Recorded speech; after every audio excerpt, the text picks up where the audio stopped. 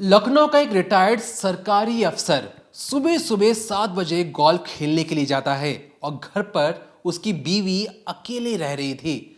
जब वो गोल्फ खेलकर पौने 9 बजे दोबारा अपने घर के अंदर दाखिल होता है तो देखता है कि उसकी जो बीवी है उसकी लाश बाथरूम में पड़ी हुई है और यहां तक कि बीवी की लाश को पानी से अच्छे तरीके से धोया गया था और तमाम घर की जितनी महंगी महंगी चीजें थीं उसे पानी में डुबोकर रखा गया था। अब कातिल का मकसद क्या था? कातिल मारने के बाद लाश को क्यों धो रहे थे और आखिर में कातिल है कौन और कैसे कातिल अपने बेवकूफी की वजह से पकड़े भी जाते हैं? क्योंकि कातिलों का जो प्लान था बिल्कुल फुल प्रूफ था कि पुलिस उन तक कभी भी नहीं पहुंच सकती है। अब जो अफसर था वो आनंद फानन में अपने रिश्तेदारों को पुलिस को फोन कर बताता है कि देखिए भैया, मैं तो सुबह खेलने गया था और जैसे मैं घर पर आता हूं देखता हूं जो मेरी बीवी है उसकी लाश पड़ी हुई है, पानी से उसे धोया गया है। अब ये जो सारी चीजें जैसी पुलिस को पता लगती हैं वो भी भागे भागे पहुंचते हैं। बारी थी सीसीटीवी फुटेज खंगालने की।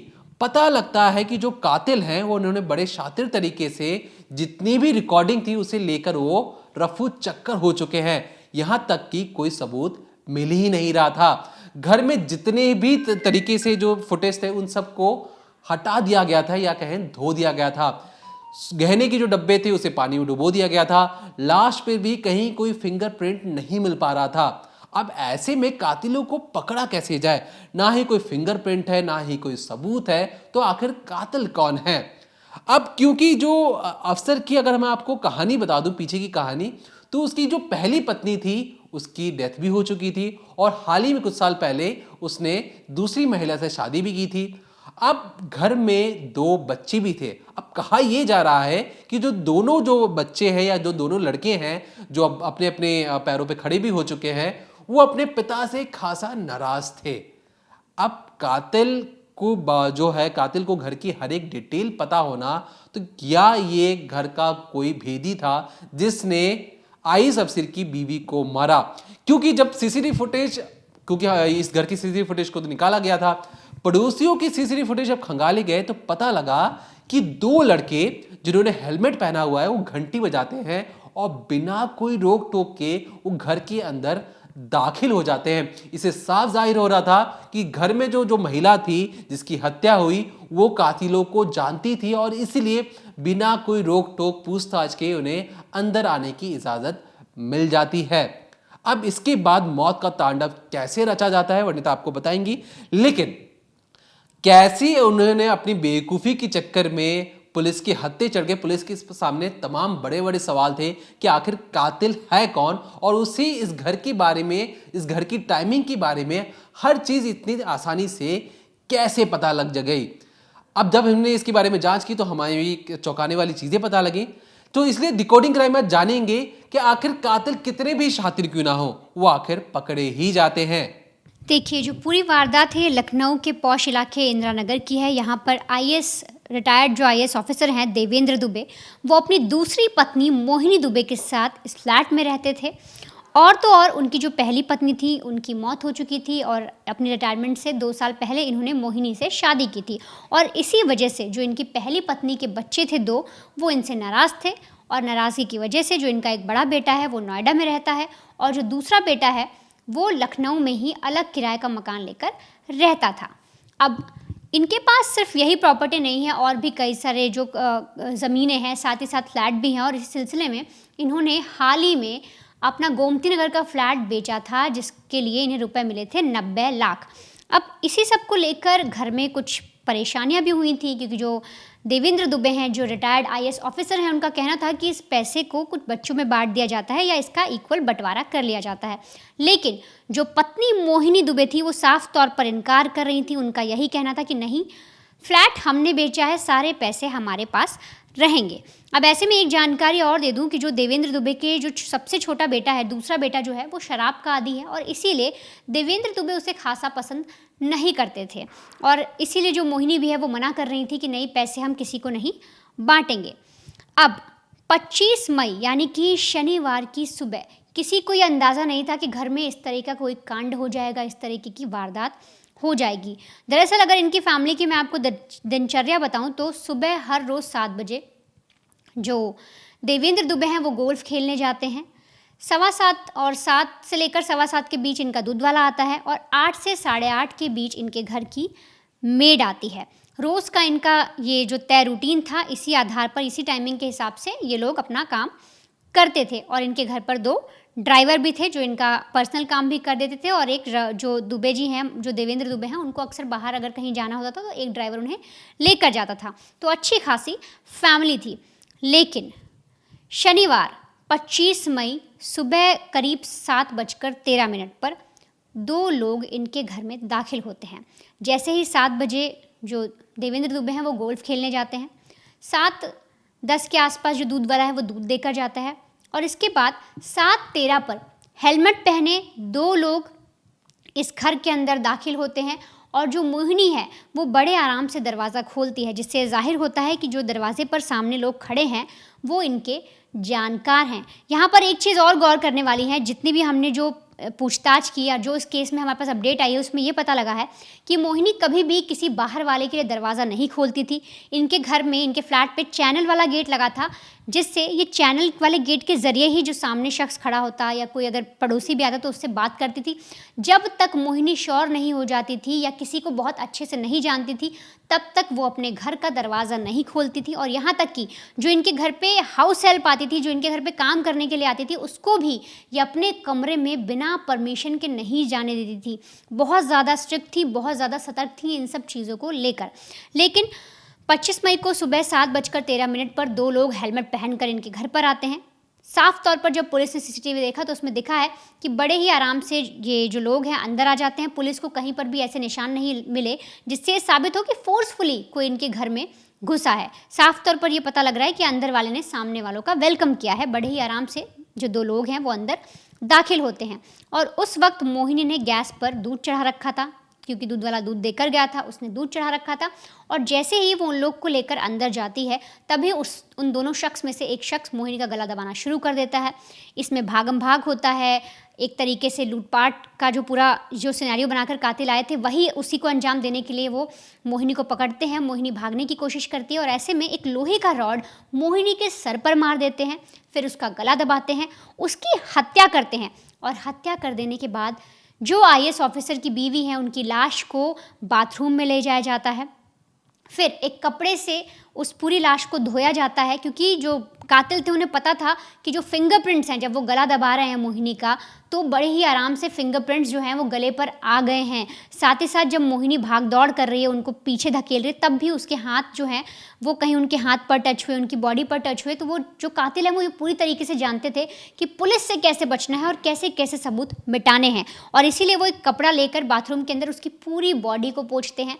गले पर जहाँ दबाया गया था वहाँ पोंछते हैं, हाथ पोंछते हैं, उसके जो ये पूरा जो इलाका होता है, आप देखिए जो पाम होते हैं उसको पूरे तरीके से साफ करते हैं ताकि पुलिस उन्हें बिल्कुल भी पकड़ ना सके, बिल्कुल भी ट्रेस ना कर सके। अब इस तरीके से जो फिंगरप्रिंट्स हैं वो मिटाए जाते हैं। और साथ ही साथ जब वो लूटपाट करते हैं, जब अलमारी खोलते हैं, जब जितने भी वो दरवाजे खोलते हैं, कोई रिमोट हाथ में उन्होंने लिया, जब उन्होंने ज्वेलरी बॉक्स खोला, उसके अंदर से जब उन्होंने सोना चांदी जो भी जेवरात रखे थे वो उठाकर बैग में डाल लिए, उसके बाद वो जितना सामान उन कातिलों ने टच किया था उसे भी ले जाकर वो बाथरूम के अंदर जो पानी का टब रखा था, बाल्टी रखी थी, उसके अंदर डाल देते हैं ताकि कल को पुलिस इनके फिंगरप्रिंट्स का पता ना लगा सके। अब ये सारी चीज़ें करने के बाद जो मोहिनी का पासपोर्ट था, जो मोहिनी का ज्वेलरी बॉक्स था, साथ ही साथ टीवी का रिमोट था और भी ऐसी कई सारी चीज़ें वो लोग ले जाकर पानी के अंदर डाल देते हैं ताकि कल को पुलिस उन्हें कैसे भी पकड़ ना पाए। अब ये सारी चीज़ें हो जाने के बाद जो कातिल है वहाँ से 50 लाख की ज्वेलरी लेते हैं और भी कई कीमती सामान लेकर वहाँ से फरार हो जाते हैं। अब इतने में जब 8:45 के आसपास 8:45 पर जब वापस जो देवेंद्र दुबे हैं वो अपने घर लौटते हैं तो मंजर देखकर वो हैरान रह जाते हैं। उनके पैरों तले ज़मीन नहीं टिकती, उन्हें समझ नहीं आता कि अचानक ये क्या हो गया। सुबह सुबह तो मैं सब कुछ ठीक छोड़ कर गया था। वो देखते हैं कि बाथरूम में उनकी बीवी की लाश है। ऐसे में पुलिस को बुलाया जाता है। जब पुलिस छानबीन करती है तो पुलिस को भी कुछ नहीं मिलता, क्योंकि जो कातिल हैं वो ये तक जानते थे कि जो इस घर का सीसीटीवी है उसका जो डीवीआर है वो कहाँ पर रखा है। अलमारी के बगल जो डीवीआर होता है वो उसको भी निकाल कर ले जाते हैं ताकि पुलिस सीसीटीवी के जरिए कुछ भी पता ना लगा सके और कातिलों को ये पता था कि अगर बाहर वो दिखते भी हैं तो उन्होंने हेलमेट पहना हुआ है, जिससे पुलिस उन्हें पहचान नहीं पाएगी। लेकिन पुलिस भी कम चालाक नहीं होती। इस पूरे केस को पुलिस कैसे सॉल्व करती है, कैसे एक बिना नंबर प्लेट की जो स्कूटी है उसको चेस करते करते पुलिस कातिलों तक पहुंचती है, अब आप ये भी समझिए और ये जानिए कि आखिर इस पूरी वारदात को अंजाम देने वाले आखिर कौन थे। क्योंकि मैं अगर आपको छोटा सा हिंट दूं तो वो कोई और नहीं बल्कि इनके घर के सबसे करीबी लोग ही थे। अब घर का जो करीबी है वो लगभग 19 साल से इनका करीबी बना हुआ है। अब क्योंकि जिस तरीके से इन्होंने प्लानिंग तो बहुत अच्छी बनाई, इन्होंने रेकी भी की थी कि अगर मान लीजिए रोज का इनका आना जाना था, घर के सदस्य भी थे एक तरीके से ये लोग, तो इन्होंने फिर भी हत्या करने से एक दिन पहले प्लानिंग बनाई कि भैया जब हम हत्या करके भागेंगे तो कौन कौन से रास्ते से भागेंगे। अब इसके लिए बकायदा वो एक दिन पहले रेकी करते हैं और ये रेकी करने के लिए घर के ही 2 सदस्य, याद रखिए जिस तरीके से हमने शुरुआत में बताया था कि कौन है वो 2 सदस्य, तो घर के ही 2 सदस्य रेकी करते हैं और फिर चुपचाप हेलमेट पहनकर ये अंदर दाखिल होते हैं। सबूत मिटाने के लिए जिस तरीके से वरिता ने बताया तमाम कोशिशें करते हैं, यहां तक कि वो जो कैमरे की रिकॉर्डिंग होती है जो अलमारी की पीछे रखी होती है, इन्हें ये भी पता था, उसे वो निकाल कर भाग जाते हैं। यही नहीं, रास्ते में उन्होंने कई बार अपने कपड़े भी बदले ताकि पुलिस उन तक चाह कर भी कभी भी ना पहुंच पाए। अब पुलिस के लिए भी तमाम दिक्कतें कि भैया फिंगरप्रिंट नहीं मिल रहा, कोई ऐसा सबूत नहीं मिल रहा और ना ही कोई चेहरा दिख रहा है जिससे पता लगाया जा सके कि ये लोग कौन थे, कहां से आए थे, कहां चले गए। लेकिन कहते हैं कि जो कोशिश करने वालों की कभी हार नहीं होती। अब जब पुलिस के पास कोई लीड नहीं, अंधेरे में तीर मारने से अच्छा कोई घर में ना सबूत है ना कोई रिकॉर्डिंग है, लेकिन पड़ोसी के एक रिकॉर्डिंग में वो बाकायदा ये दोनों जो लड़के थे जो घर पे दाखिल होते हैं उनकी रिकॉर्डिंग साफ तौर पर दिखाई देती है, जिसमें ब्लू रंग की स्कूटी में वो आते हुए नजर दिखाई पड़ते हैं। इसके बाद अब 7:53 को जो बाहर जाते हैं उसकी रिकॉर्डिंग भी है। बस यही एक सबूत का सिरा पकड़ते हुए पुलिस इस पूरे केस को सुलझा लिया। दरअसल जिस इलाके में हत्या की गई थी वो था लखनऊ का कैंट, और लखनऊ का ये जो कैंट वाला इंदिरापुरम वाला जो इलाका है बहुत ही पॉश इलाका है। इसमें तमाम अलग अलग घरों में जो कैमरे लगे हुए थे उन कैमरों के जरिए इन स्कूटी का पीछा किया जाता है, कौन से रास्ते से निकले, कहां से निकले। तो लगभग जो लखनऊ पुलिस है उसने 350 सीसीटीवी फुटेज को निकाला है, उन्हें मैच किया है और जानने की कोशिश की है कि भैया ये स्कूटी किस रास्ते कहां जा रही है। अब तमाम उस रिकॉर्डिंग में ये ब्लू रंग की स्कूटी तो दिखाई पड़ती है, बिना नंबर प्लेट वाली दिखाई पड़ती है, लेकिन जो उसमें बैठने वाले जो दोनों लड़के हैं वो कभी कभी उनके कपड़े बदले हुए नजर भी आते हैं। तो मतलब इन्होंने अपने कपड़े भी बदले लेकिन स्कूटी वही रखी। अब जब ये उस रास्ते से निकलते हैं तो पता लगता है कि लगभग वहां से मौका वारदात है जहां पे इन्होंने हत्या की उससे 14 से 15 किलोमीटर दूर नीलमत्था एक इलाका है, वहां पर जाकर इनकी स्कूटी दिखाई पड़ती है कि वहां पे जाके रोकी जाती है। अब नीलमत्था क्या चीज है? अब नीलमत्था पर ऐसी जानने की कोशिश हुई कि इस घर से क्या लेना देना है किसी नीलमत्था वाले वहां पे रहने वाले का। तो पता लगा कि घर का जो ड्राइवर है जो पिछले 19 सालों से उस घर के लिए हर एक को काम कर रहा है, जो सबसे वफादार है, वही कातिल है। दरअसल इन्हें पता लग चुका था कि घर पे बहुत ज्यादा कैश है, बहुत ज्यादा ज्वेलरी है। दूसरी शादी होने के बाद जो महिला है ये अपने पति से बार बार पैसे बचाने को कहती है, तो इन्हें कैसी भी कर पता लग चुका था कि भैया पैसे कहां रखे गए हैं। अब क्योंकि जो मोहिनी थी वो किसी और के लिए दरवाजा नहीं खोलती थी, तो जो अखिलेश था उसे पता था कि वो मैडम को भरोसे में ले लेगा।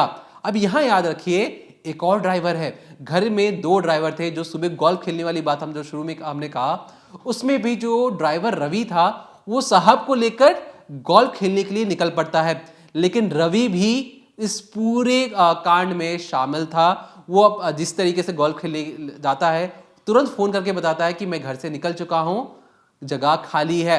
अब क्योंकि घर के ही लोग थे, इन्हें पता था कि दूध वाला कब आता है, तो 7:10 पर जब दूध वाला आता है तो इनके पास जब वो दूध वाला चले जाता है तब 3 मिनट का टाइम बचता है। उस 7:13 में अंदर दाखिल होते हैं और ठीक ठीक 8 से जो 8:15 के बीच में जो इनकी नौकरानी का आने का टाइम होता है, ये उससे पहले 7:53 में घर से निकल जाते हैं। इतनी परफेक्ट टाइमिंग के साथ ये जो कातिल थे इस पूरे वारदात को अंजाम दे रहे थे। और क्योंकि उस दिन गनीमत ये रही कि जो नौकरानी थी उसने उस दिन के लिए छुट्टी ले रखी थी। अब इसमें इस नौकरानी वाले एंगल की भी जांच की जा रही है कि कहीं कि नौकरानी भी इसमें शामिल तो नहीं है। अब ये दोनों जो ड्राइवर हैं, क्योंकि एक ड्राइवर तो निकल चुका था साहब को लेकर, दूसरा ड्राइवर मैडम को भरोसे में लेकर गया था। तो जो अखिलेश था, जो दूसरा ड्राइवर था, उसने अपने एक दोस्त रंजीत से भी हेल्प मांगे और कहा कि जो भी हम यहाँ पे लूटपाट करेंगे उसका बराबर बराबर हम हिस्सेदारी कर लेंगे। इसके बाद 3 लोग ये मिलकर पूरी प्लानिंग प्लॉटिंग करते हैं। अब क्योंकि ना कोई सबूत था, ना ही कोई चीज थी जिससे पुलिस इन तक पहुंच पाती, कपड़े बदल दिए जा रहे थे, तो इन्हें लग रहा था कि पुलिस इन तक कभी भी नहीं पहुंचेगी और ये जो पूरा केस है एक रहस्य बनकर ही फाइलों के बीच में दब जाएगा, गुम हो जाएगा। क्योंकि ये जो तमाम तरीके के जो OTT प्लेटफॉर्म्स होते हैं, जो क्राइम सीरियल्स होते हैं, उसमें ये कातिल देख देख के समझ चुके थे कि अपने क्राइम को छुपाना कैसे है। लेकिन छुपाने की इन्होंने भरसक कोशिश की। उन्हें लगा कि हम पुलिस को बेवकूफ़ बना सकते हैं, लेकिन पुलिस कई ज़्यादा इनसे शातिर थी, चालाक थी। और जिस तरीके से पुलिस ने इस पूरे केस में इन्वेस्टिगेट किया और फटाफट कातिलों तक पहुंचकर, और अभी जब हम इस वीडियो को शूट करने आ रहे थे उससे कुछ ही मिनटों पहले पुलिस ने एनकाउंटर करने की, जब ये भाग रहा था अखिलेश, तो उसके पैर पे गोली मारी और उससे एक बैग भी जब्त किया। ये जो आप फुटेज देख रहे हैं अपनी स्क्रीन पर, ये वही बैग है जिसमें कहा जा रहा है कि लूटपाट का सामान इसमें हो सकता है। और वीडियो रिकॉर्ड करने तक ये कहा जा रहा था कि जो तमाम तीनों जो आरोपी हैं इन्हें अरेस्ट कर लिया गया है, पुलिस की गिरफ्त में है और ये जो सारा इनका मोटिव था लूटपाट करने का, ये अब उजागर हो चुका है। इसमें तमाम जो भी नए अपडेट आएंगे हम आप तक जरूर पहुंचाते रहेंगे। तब तक देखते रहिए क्राइम तक।